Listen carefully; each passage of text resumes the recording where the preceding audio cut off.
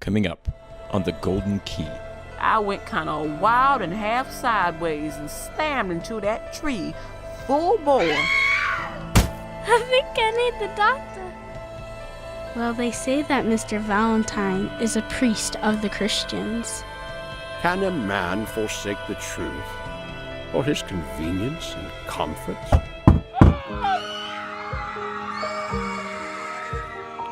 Goodbye, my friend.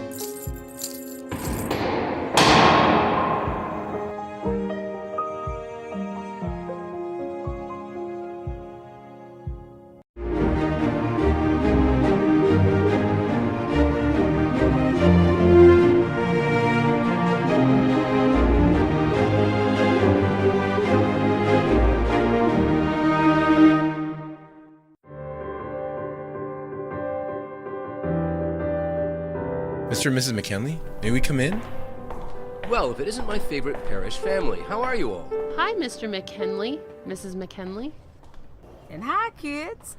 No need to stay back and be so shy. We're still the same neighbors whose farm you used to play on. You know, even if the nursing home here isn't quite as much fun. How have you been? Hello.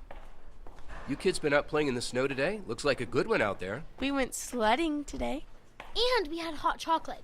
That sure does bring back memories. It does, doesn't it, dear? You know, Mr. McKinley and I used to sled together as kids, even on that same hill you kids like so well, back of our farm. You did? You knew each other as kids? We sure did. Had loads of fun together. I honestly can't remember a time when I didn't know Martha here. I'm not sure there was such a time. So did you two know that you were going to get married back when you were kids? Oh, goodness, no. Well, at least not little kids. I guess we were a little unusual in that we really began to love each other pretty young and never really dated anyone else. I don't think that really happens much anymore. I guess that's true. So many people move away, go to school, find their significant other somewhere else. Things were different for a lot of folks back then, especially in a place like here. So many families came from other countries and started farming here, and, well, you worked the land you had and you did it together. It's funny, though, I learned quite a lesson or two about love for Martha here, even as a boy. Matter of fact, it was right around this time of year, wasn't it, Martha? I had a feeling you were thinking of that. St. Valentines Day. Hey, that's just a few days away. I don't think I've ever heard this story. What happened on Valentine's Day?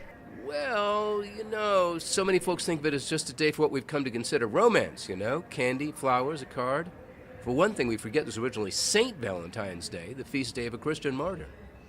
You have to admit, that doesn't sound very romantic to most folks. Maybe not romance exactly, but it sounds a lot like love. That it does, Mrs. McKinley. But what about your St. Valentine's Day story? Well, you see, we both were in what they call middle school now, around 12 or 13. St. Valentine's Day was coming, and I had some big plans, let me tell you. Our parish always had a sweethearts-type dance for kids our age, and I was looking forward to asking the prettiest girl in school. But instead, you asked me. Is that it, Paul? Very funny, dear. Nope, there was never a question who I was going to ask. I remember talking to my friend Ray about it, walking home from school in the snow a few days before St. Valentine's. Hey, Paul, you want to go shoot some baskets before we go home? Can't. I'm headed over to Cole's drugstore. Well, what you gotta get there? Well, some stuff. Stuff like what? Oh, wait. Is this something to do with St. Valentine's Day coming up? Well, maybe. Stuff for Martha, huh? Could be. Some flowers? Maybe. And candy. And a card. Sounds like she'll be a happy gal. Who'll be happy? Oh, hey, Martha. Hey, Martha, how are you? Fine, Ray. Hi, Paul. Want me to go sledding this afternoon? Sure. I thought you had somewhere to be, Paul. Well, I do, but I can still sled.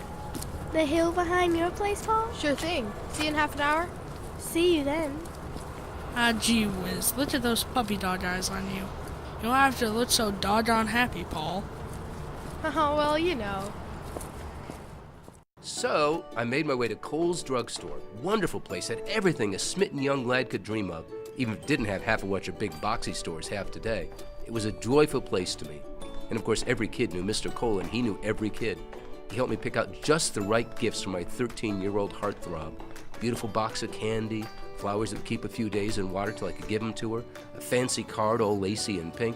Was I ready to show her what a romantic beau I could be? I made my purchases and headed home with a spring in my step and dropped off my purchases waiting for the big day. Then, of course, I got on my wraps, coat, and big buckle-up boots and all that and headed out to the sledding hill. Back in those days, we didn't have those plastic sleds you kids have now. That's right. It was strictly wood with metal runners. Boy, could we get them going fast. And there was Martha with rosy cheeks and a twinkle in her eye and her warm wool coat just waiting for me to sled with her. That was a fine hill, too. Steep and fast. Well, you kids know. You've sledded it many times. We love that hill. Well, I was eager to get going and probably a little careless. Paul and I aimed our sleds and started out together, but I wasn't paying attention and kind of veered off. I hit an old log that was under the snow. I should have seen it, but it threw my sled way off course and off to the side. Now, in those days, there was a big old sycamore tree off to the left near the bottom of the hill.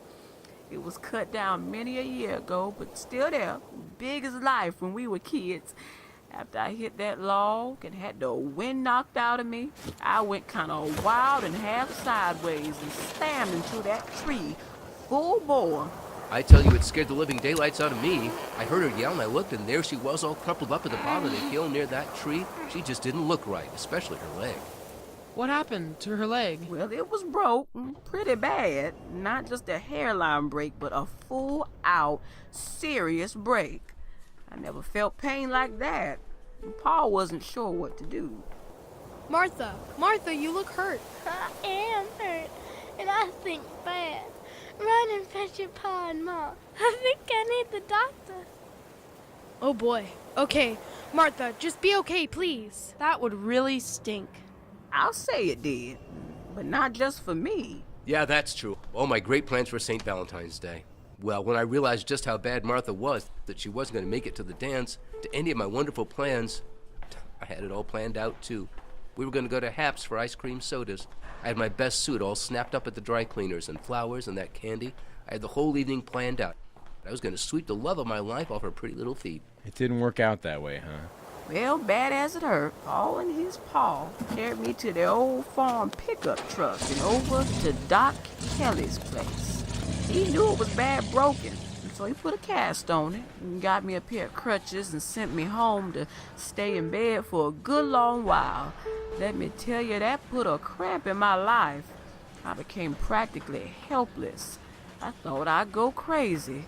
I needed my schoolwork brought to me, food, everything. Poor little Paul. I felt so bad, but I knew he wanted to be around me, be my friend and helper. I tried not to take advantage of his kindness, but he seemed too eager to help me. Well, I let him.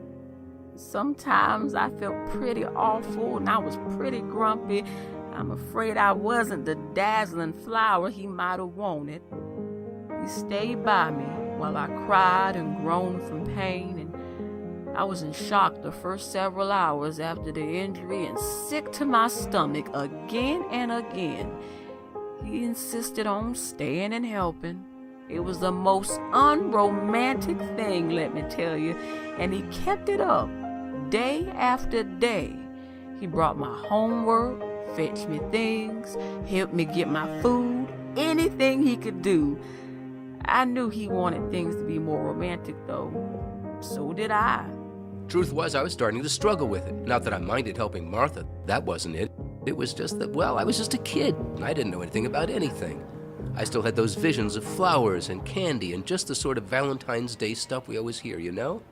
What I had hoped was becoming a beautiful romance just felt like a lot of work. Messy, boring, tiring. Of course, in the meantime, I was getting to know Martha better and better. Just as my pal, you know? I mean, we'd always been pals, but sitting with her, talking and listening, I got to really know her, if that makes any sense. But it was still hard. One day at school, I must have been looking pretty glum. Old Sister Agatha, she kept me after class. Paul, I wanted to ask you, how is our Martha doing? I mean, how are her spirits these days? Her spirits, sister? I mean, is she feeling blue, stuck in her bed these 2 weeks? Oh, that. Well, she's doing okay, I think. I try to keep her company some, sister, when I can. I know, Paul. Her mother told me. And I'm proud of you for it. It's a very Christian thing to do. Thank you, sister. Though I believe your motives aren't simply charity to a neighbor. Beg pardon, sister? Martha's mother also told me you'd planned quite an evening for the night of the St. Valentine's Day dance last weekend. I'm sorry that went by the wayside for you, Paul. Thanks, sister. It's just that, well, I put a lot of thought and stuff into that night. I mean, it was St. Valentine's Day. It's supposed to be all about romance, you know, sister? So they say, and they're not wrong, Paul. But what do you know about St. Valentine, Paul? Well, not much, really. He must have really worked to get people to be more romantic. He was a priest, wasn't he? Yes, he was in the early church, the days of the persecutions of Christians under the Roman Empire. In fact, he and his fellow Christians had to hide their faith and practice it in secret. I didn't know that. He got famous for telling people to be romantic anyway, huh? Not exactly. We mostly get that part of his story from the fact that he secretly defied the Roman government and would marry couples who came to him for the sacrament of matrimony. Wait, it was illegal to get married? It was for most soldiers serving in the Roman Empire at that time, yes. That's crazy. Why would anyone make marriage illegal? Well, Paul, it was because the Roman governor had the idea that any man focused on home and family wasn't as good a soldier. Of course, the teachings of the church didn't line up with that, and Valentine was a Christian priest, so he could oversee marriages, and did so. Huh. I never heard that before. And you know, I've looked back on that conversation many times and thought about the fact that Valentine and others were willing to give up their lives to enter authentically into the sacrament of holy matrimony, when in recent decades you can hardly get people to marry one another to save their lives. Or their souls. People don't know what they miss either when they just choose to be together, to live like husbands and wives with no thought of marrying anyone. Maybe they never met anyone as wonderful as you, my dear. Oh, go on, you old romantic. The kids don't want to hear this sort of thing. Tell your story. All right, well, Sister Agatha told me most people didn't know that about St. Valentine, but she said, there's so much more to the story of St. Valentine than that. It's a bit ironic that he gave so much for so many, and most people just think of his name in connection with chocolates and paper love notes. Not that those things are bad at all, young Paul, mind you. No, sister, but what else? What else? What? What else about St. Valentine? I mean, what's the rest of his story? Well, truth be told, we know the basics only, really. And there's some thought that there may have been two separate early Christians named Valentine whose stories sort of blended together over the years. But regardless, the story is worth remembering. The larger story, I mean. You see, Valentine was a Christian priest at a time in the 3rd century, that's 200 some years after Jesus, when Christianity was still illegal in the Roman Empire. Christians would often be blamed for uprisings, revolts, fires, all sorts of things, even though those accusations weren't accurate. Well, Valentine was a physician, a doctor, so he interacted with all sorts of people. He still had to keep his faith a secret, but sometimes his work gave him opportunities to share a bit about his faith. One night, while saying his evening prayers, Valentine heard a pounding on his door. It was always a slightly fearful sound to him, since he never knew when it would herald the arrival of Roman soldiers, come to take him away to the emperor's prison. At first sight, when he opened his door, he thought the worst had come true, for there, standing before him, was a well-known Roman prison guard. Are you Valentine? Yes, I can't deny it. Why should you deny it? You're the one they say is a physician, aren't you? Say you can cure what ails men? Well, they're right to say I try. Sometimes my efforts are successful. It's not likely you'll find success in this case. I've tried every remedy suggested, prayed to every god in the city. Well, nearly every, but it's been no good. Come in, sir, and tell me what ails you. Perhaps I can be of help. It's not me. It's my daughter. Oh, I didn't see her standing behind you. Good evening, young lady. Hello. Come in, both of you. Have a seat by the fire. May I offer you something to eat, to drink? No, but thank you. There, daughter, to the left now. Yes, there. Thank you, Father. Oh, I understand now. You lead her by the hand, your daughter. She is blind, then? Yes, since birth. Her mother has been dead for some years now. It's just she and I, and, well, I wish so very badly for her to see, especially since she has no one but me. If anything were to ever happen to me... Yes, I understand. Most certainly, my dear girl. I can make no promises to you, I'm afraid. Blindness is one of the most unlikely afflictions to cure. I must be honest with you about that. That much I appreciate, old man. I was told of your honesty and integrity. I have lost countless amounts of gold coins to fakers and charlatans who make every promise of cures from wild concoctions and bizarre rituals, but all for naught. I wish I was surprised to hear those things. No. I wish I could give you a great hope, but I can only offer you what I have offered my patients in the past, which has been helpful with eye ailments, though I confess never fool out blindness. It is a salve which must be applied daily to the eyes. I give it to you gladly, but would that I had higher hopes of its success. Thank you, old man. We will do as you say. How much do I owe you? Sir, I cannot take payment for something in which I have so little assurance of success.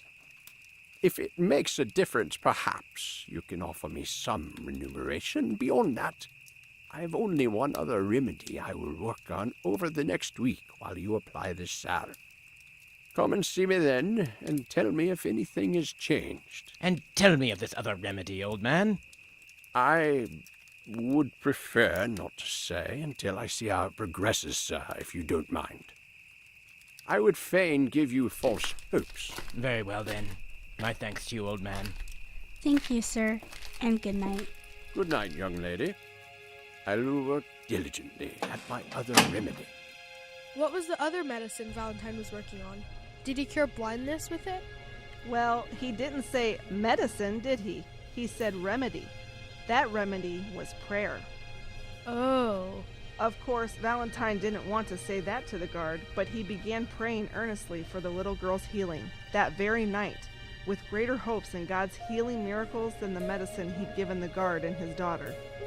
And he continued to pray, fervently and daily, for the girl's healing. The following week, again he heard the guard knock upon the door. Again, Valentine welcomed them in. There had been no change in her condition, but Valentine supplied more salve, and the three visited a little longer. And so it continued week after week. Over time, the guard and his daughter became close to Valentine, impressed as they were with his kind, honest ways. One night, as they chatted by the fireside in Valentine's little house, Valentine, tell me, you spoke of some other possible cure you were working on for my daughter's blindness. How has that progressed? I continue to work at it, my friend, and work earnestly. But so far, I've seen no cause to expect a dramatic change. Mr. Valentine, is your work that of prayer? Hush, child. What a foolish notion. Besides, we have prayed to well nigh every god in the land. But, Father, not to Mr. Valentine's God. What do you mean, girl? Well, they say that Mr. Valentine is a priest of the Christians. Have you not heard, Father? Well, perhaps a rumor here or there, but it's preposterous. Isn't it, Valentine? I have known the God of the Christians for these many years, Asterius, and have seen many miracles wrought by prayer in his name. You are a Christian, then? Do you know the danger which comes from my knowing this, Valentine? I know you to be a good and upright man, Asterius, as you know me to be as well. Should I fear the actions of my friend for his knowing in whose name I seek your daughter's healing? Or that of so many other of my patients? No. But I shouldn't know this, and you are in danger, my friend, for practicing as you do. Can a man forsake the truth for his convenience and comfort, Asterius? No, I suppose not. Father, we are told of the foolishness of Valentine's God, and yet, have you known another man like him, of such goodness of heart and practice, such honesty? No, what you say is true, daughter. I have been observing and listening to Valentine in his prayers, the way he speaks to others, the things he says. There is much to consider. Girl, consider it no more. There is naught but danger to think so. Do you understand me? Yes, Father. As the three continued to grow in friendship, some days the guard, Asterius, would leave his daughter in Valentine's care as the old man walked in the fields, picking flowers, roots, and herbs for his medicine. Father Valentine, tell me of this flower. What is it like? That flower, my child? That is an especially beautiful flower. The crocus. The first flower of springtime in much of the world. What does it look like? Well, it is a brilliant, vibrant yellow, like a splash of God's warm sunshine in the fields. Child, it is my dearest wish and prayer that you see that flower yourself someday. But alas, it seems my medicines will not fulfill my wish. That miracle is in the hands of God now. Father Valentine, I've heard you speak of your God, of his own Son, Jesus the Christ. And more I am convinced that it does not matter if my eyes are healed, unless for them to be so might bring about some greater good. God, I know, does not promise each of us a life free of suffering. His own Son did not live such a life. Who am I to demand such of the God of the universe? Those are wise words, my child. Would that more people understand such things. The guard, his daughter, and Valentine might have continued their friendship indefinitely, but it wasn't to be. A day came when the governor sought to blame the Christians of the city once again for some calamity or another, and a sweep of suspected Christians was conducted. Valentine was among those arrested. Arrested? But I thought the guard was his friend. He was, but a guard is only a guard, a lowly position in the hierarchy of the great empire of Rome. Soldiers carried Valentine to the prison and threw him in a dark cell to await his execution. And the wait was not a long one. Oh, my friend, my dear friend. I only wish there was something I could do. Do not fret over that, Asterius, as St. Paul tells us whether we live or die in Christ. We are victorious through him. This life is not the end, my friend. And to lose this life for the sake of Christ is to gain a greater crown. I wish I had your confidence. Your peace, Valentine. Oh, my daughter will be so heartbroken. I believe you've convinced her of your point of view. As dangerous to her as it may be, she will understand your peace of mind, I suppose, but she will miss you, as will I. Do this for me, will you, friend? I managed to grab this one thing on my way out. To give to your daughter. Please, take it to her with my blessings. Valentine, it's time. Let's go. Goodbye, my friend. I will give it to her.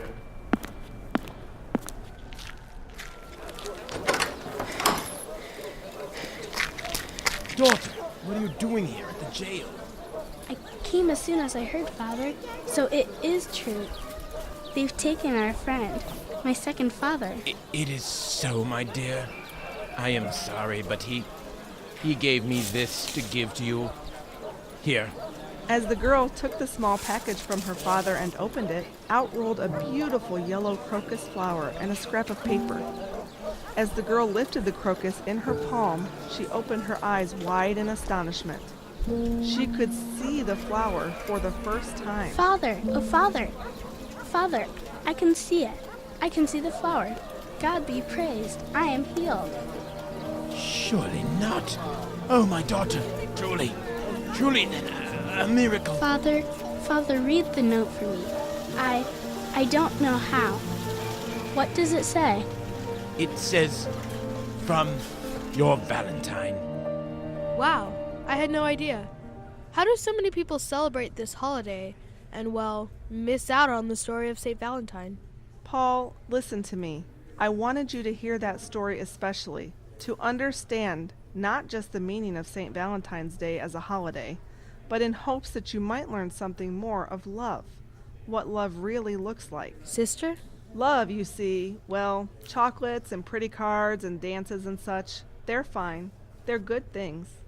But Paul, if you ever marry, or even for that matter, if you become a priest or a religious brother, you must understand that love is a choice to sacrifice yourself for the beloved.